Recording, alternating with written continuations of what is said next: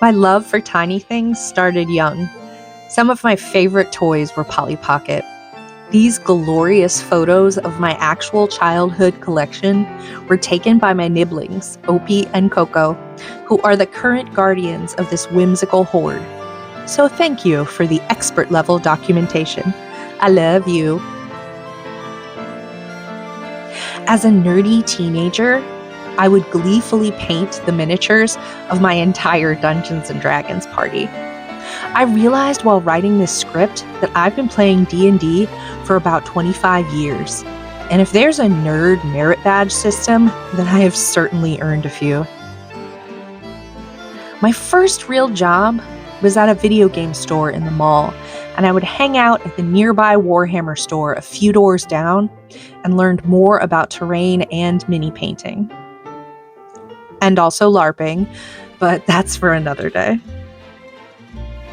As a whimsical adult, I wanted to be able to tell stories in miniature and make cute buildings and tiny fairies.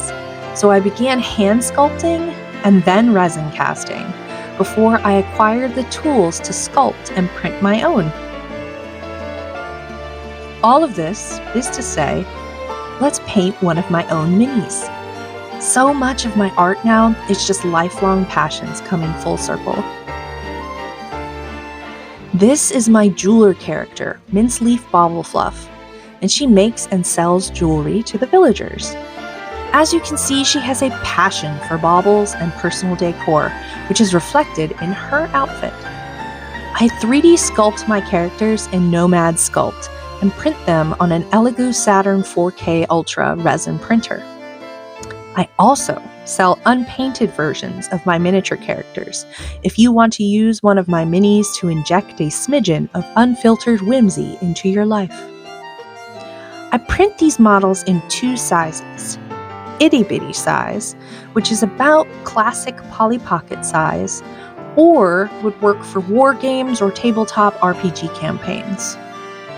And Big Bitty, which is the closest size to real life that these villagers actually are. Today, I'm painting an itty bitty character. Whenever I prep the figures for painting, I give them a soft once-over with 1,000 grit sanding sponge after removing all the leftover supports and their dimples.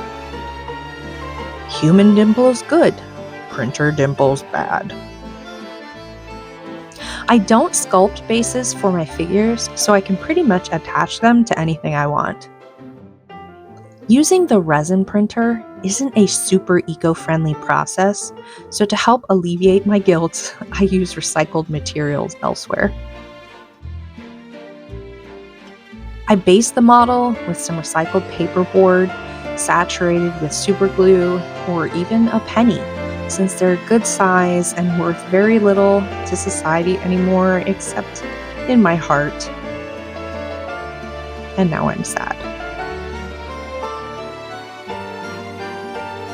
I want the paint to last on my models because I play with them and set up little scenes, and I don't want the paint rubbing off. So it's prime time.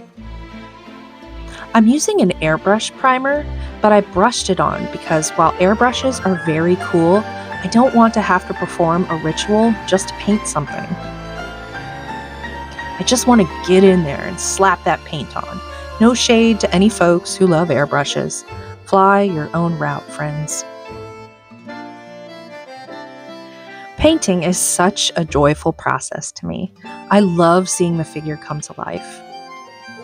The paint brands that I've tried are AK, Vallejo, and Army Painter, and I enjoy using all of them for different things. Soapbox, please get your model paints either directly from the manufacturers or from small, locally owned gaming or hobby shops. The villagers prefer it. My process is usually to block out areas of color, starting with the biggest and moving on to the next smallest, and so forth. But sometimes, I just kind of go with the flow.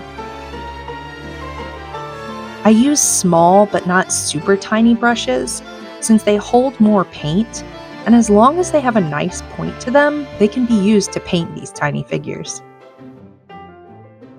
I do probably need reading glasses at this point. Miniature magic isn't always kind on these seasoned eyes. Minceleaf wears lots of baubles and has other small details. So here's where I break out the tiniest brush. Each of her beads for now will be the same color, just to add some paint on them, and I'll add details later. Cinematic documentation of cat chaos. And my Patreon patrons. Thank you for supporting me while I build these tiny wonders. I enjoy putting colored washes over the entire model once I've done all the base colors. This time I'm using a speed paint as a wash that's a pale yellowy brown, and you can see the difference it makes not just in the overall colors, but also how it settles into the deep grooves of the model and creates a lot of fantastic depth and unifies the colors, and I barely did anything. Then I go in and pick out the small details.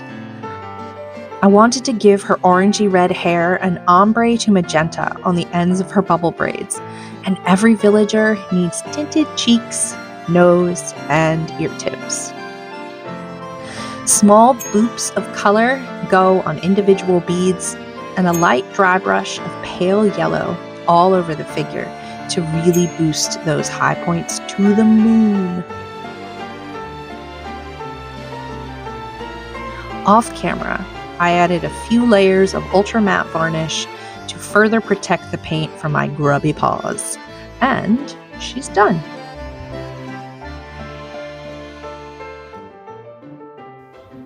Now we can assemble the whimsy all together into a small village wonderland on the forest floor and take cute pictures.